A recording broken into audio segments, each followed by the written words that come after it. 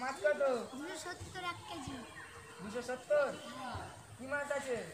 Shirting মাছ, tilapia. Poultry 160 রুই মাছ নেই? হ্যাঁ আছে। রুই মাছ দাও দেখি 1 KG. 1 KG.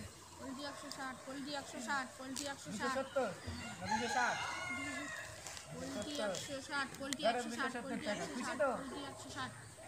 Poultry 160 poultry 160 poultry 160 poultry 160 তোমার সবজি কত?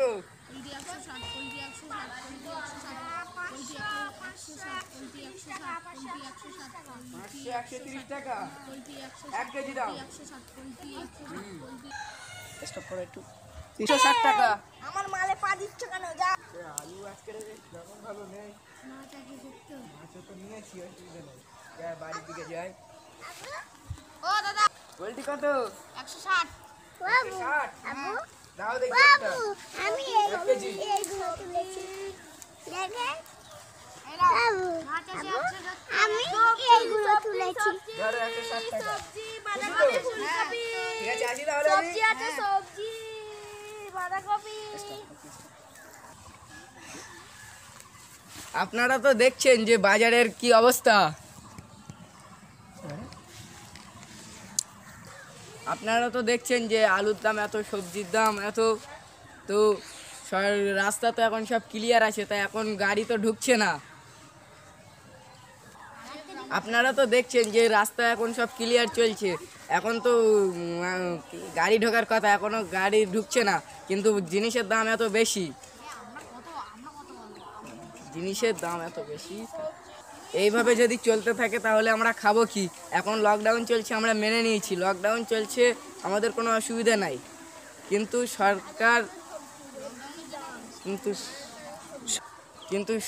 সরকারের খেয়াল রাখা দরকার আমাদের এই বাজারে মন্দাটা না হয়, এবং আমরা সরকারের কাছে আশা করছি আপনারা গ্রামে গ্রামে ত্রাণের ব্যবস্থা করবেন। বাজারের দাম যেহেতু না বেড়ে যায় তাহলে আপনারা সব খেয়াল রাখবেন। তো বন্ধুরা আপনারা সবাই বুঝতে পারলেন, আমাদের সব টিমরা বিভিন্ন রকমের বাজার দরগুলো দেখিয়েছে, যে আসলে যে জিনিসের দামটা খুবই কম ছিল, এবং পোলট্রির মূল্য একসময় দেখাচ্ছে 60 থেকে 70 টাকা ছিল, এখন বাজারে আপনার প্রায় মূল্য 70 টাকার কাছাকাছি। তো তারপরে আমরা দেখছি যে এক জায়গায় সবজি বিক্রি হচ্ছিল 130 টাকা, আবার কোথাও মাছ বিক্রি হচ্ছিল 200 টাকা 230 টাকা। তো বন্ধুরা এই যে দুর্ভিক্ষর সময়ে বিভিন্ন যে বাজারের এই যে সমস্যাগুলো ফেস হচ্ছে, আমরা আশা করি বিষয়টা সবাই কম বেশি খেয়াল করেছি।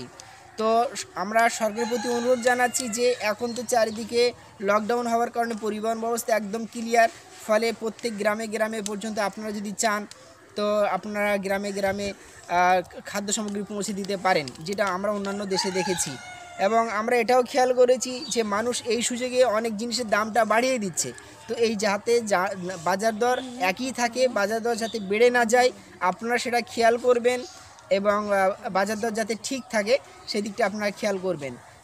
যদি এটা আপনারা করেন তো তাহলে অনেক গরিব মানুষ বাঁচবে, কারণ অনেক যারা ধনী তাদের তো বাজারে অনেক সময় যাওয়ার প্রয়োজন হয় না, তারা বিভিন্ন রকমের অনলাইন মার্কেটিংগুলো তারা বেছে নিয়েছে, যেমন আপনার গ্রোফার্সের মতো মার্কেট প্লেসগুলো, তারপরে আবার খাদ্যগুলো যেমন জোম্যাটো সুইগি ইত্যাদিতে তারা খাদ্য অর্ডার করছে। কিন্তু সাধারণ মানুষের জন্য কি হবে? তারা একদিন যারা ভ্যান চালায় তারা আজকে খাটে আজকেই খান, তানারা কালকে খাটেন কালকেই খান, তো তানাদের দিকে খেয়াল করে, এবং আপনাদের আরও দৃষ্টি আকর্ষণ করছি যারা সরকারি কর্মচারী আছেন তানাদের তো আপনারা মাইনে বেশি করে দিয়েছেন, কিন্তু এনাদের তো মাইনের কোনো ব্যবস্থা নেই, এনারা মাইনেটা পাবে কোথায় বা পাবেন কোথায়? আপনারা সেদিকে যদি লক্ষ্য করেন, অতএব আমরা দেখতে পাচ্ছি যে সমাজের একটা শ্রেণী ভালো লাভবান হচ্ছে, অতএব কাজ না করেও তারা টাকাটা পেয়ে যাচ্ছে, কিন্তু যারা অসহায় দুস্থ আছে, গরিব মানুষ আছে, তাদের তো না খাটলে চলেই না, অর্থাৎ নুন আনতে পান্তা ফুরোয় অবস্থা। সেই জন্য আমরা সরকারের কাছে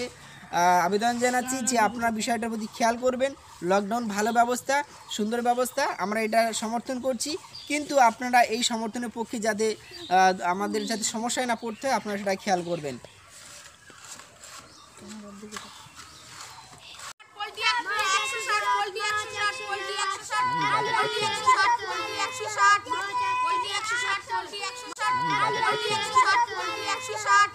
পোল্ট্রি 160